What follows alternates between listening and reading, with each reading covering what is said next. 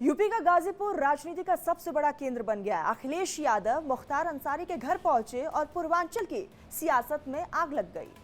कोई इसमें M factor के मायने देखने लगा तो फिर कोई माफिया से समाजवादी पार्टी के रिश्ते भी जोड़ने लगा।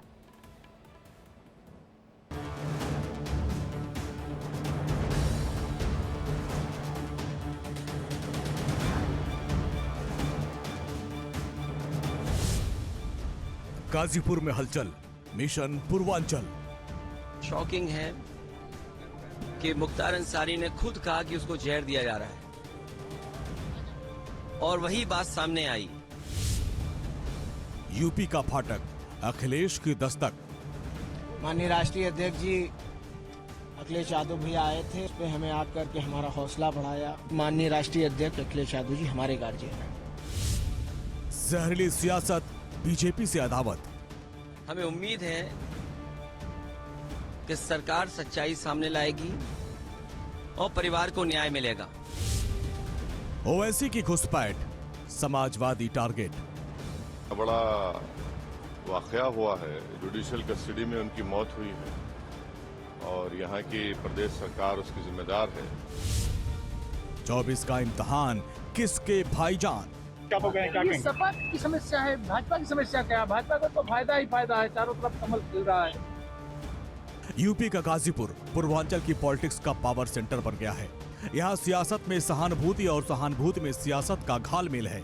सियासी सहानुभूति के इस सिलसिले को अखिलेश यादव ने आगे बढ़ाया। अखिलेश यादव ने अंसारी परिवार के फाटक को खटखटाया।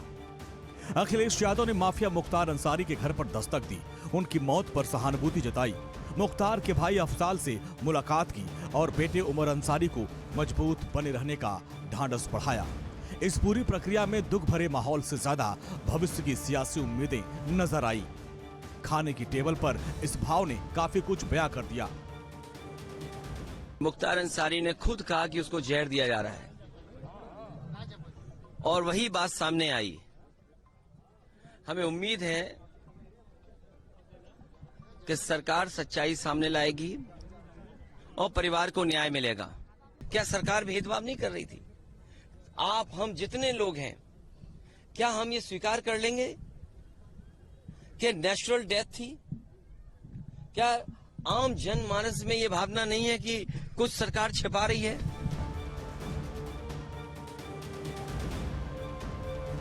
मुख्तार अंसारी भले ही कब्र में दफन हो गया, लेकिन उसके सहारे चुनाव में राजनीति की नैया पार करने वाले कम नहीं। मुख्तार की मौत के बाद मुख्तार के घर पर सियासी लोगों का आना जाना लगा रहा। अखिलेश यादव से पहले आजमगढ़ से समाजवादी पार्टी के उम्मीदवार धर्मेंद्र यादव यहां पहुंचे।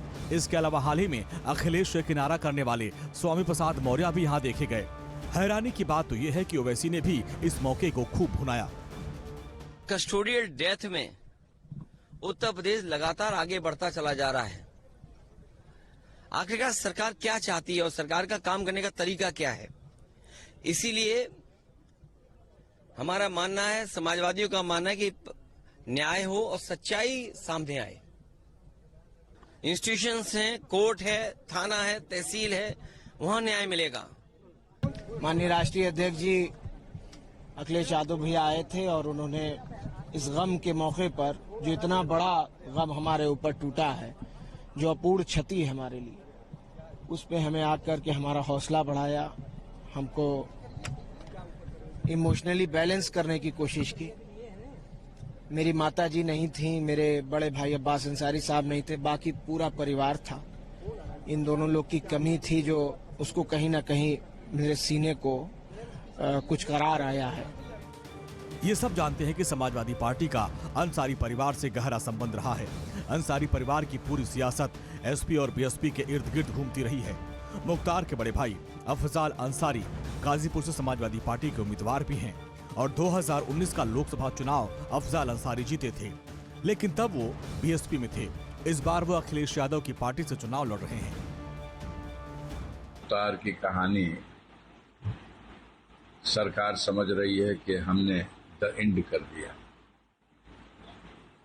लेकिन ये तो सही है कि मुख्तार इस दुनिया में अब नहीं रहे, लेकिन जितने फूहर ढंग से सरकार के संरक्षण में उनके चहेते अधिकारियों ने दुर्दांत अपराधियों को बचाने के लिए मुख्तार अंसारी की हत्या करने की साजिश को अंजाम दिया है। जेल में जबकि वो न्यायिक अभिरक्षा में होते हुए सरकार की ही कस्टडी में है, तो जो राजधर्म है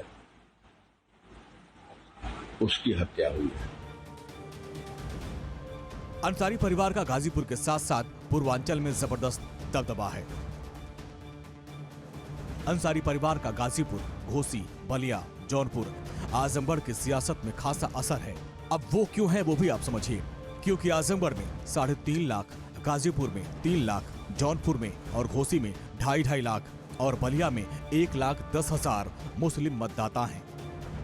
ये सपा की समस्या है, भाजपा की समस्या क्या है? भाजपा को तो फायदा ही फायदा है, चारों तरफ कमल खिल रहा है। लालगंज में भी कमल खिल रहा है, आजमगढ़ में भी कमल खिल रहा है, गाजीपुर में भी कमल खिल रहा है। कमल की आंधी है, मोदी जी की आंधी है। सपा की साइकिल पंचर हो गई थी 2019 में, 14 में। अब सपा समाप्तवादी पार्टी बनने जा रही है। ये सपा ऐसी पार्टी है जो तुष्टीकरण की राजनीति करती है, खुद का साथ खुद का विकास करती है। भाजपा की राजनीति और राष्ट्रनीति है सबका साथ, सबका विकास, सबको सम्मान, सबको। देखिए, अखिलेश यादव और समाजवादी पार्टी का पुराना इतिहास रहा है गुंडे माफियाओं का साथ देने का। आप याद करो, मुख्तार अंसारी ने जिस तरह से न जाने कितने घर तबाह किए हैं, कितने लोगों की हत्याएं की हैं, कितने लोगों के सिंदूर उजाड़े हैं, कितने विधवाएं बेचारी आज भी भगवान से प्रार्थना करती थी, उनके लिए न्याय मिला है। तब मैं कह सकता हूँ कि ऐसे लोगों के यहाँ भी सहानुभूति दर्शाना ये केवल मुस्लिम तुष्टीकरण की राजनीति है, और ऐसे लोगों के लिए हमारी भारतीय जनता पार्टी पूरी तरह से सबका साथ सबका विकास की बात तो करती है। मुख्तार की मौत राजनीति में कोई आपदा नहीं, एक अवसर है। अखिलेश को इसमें पीडीए का विस्तार नजर आता है, जबकि ओवैसी को इसमें पीडीएम यानी पिछड़ा, दलित और मुस्लिम गठजोड़ के लिए अपार संभावनाएं दिखती हैं। बातचीत क्या, हमसे इतना बड़ा वाकया हुआ है, जुडिशियल कस्टडी में उनकी मौत हुई है और यहाँ की प्रदेश सरकार उसकी जिम्मेदार है, तो हम उनको कंडोलेंसेस और पुरसा देकर आए। मुकाबला करेंगे, एनडीए से भी, बीजेपी से भी करेंगे, और जो भी हमारे खिलाफ ओपोनेंट होगा हमारे पीडीएम खिलाफ, उससे मुकाबला करेंगे। पार्टी में भितरगात और उम्मीदवारों की कलह को देखकर अखिलेश की मुश्किलें बढ़ गई हैं। इन सब के बीच गाजीपुर आकर अखिलेश यादव ने 2024 का एक नया संदेश दिया। अब देखना यह है कि अखिलेश का ये दाव गाजीपुर में कारगर कितना साबित होता है। क्या इसका फायदा उन्हें पूर्वांचल में मिलेगा? Bureau report, India daily live.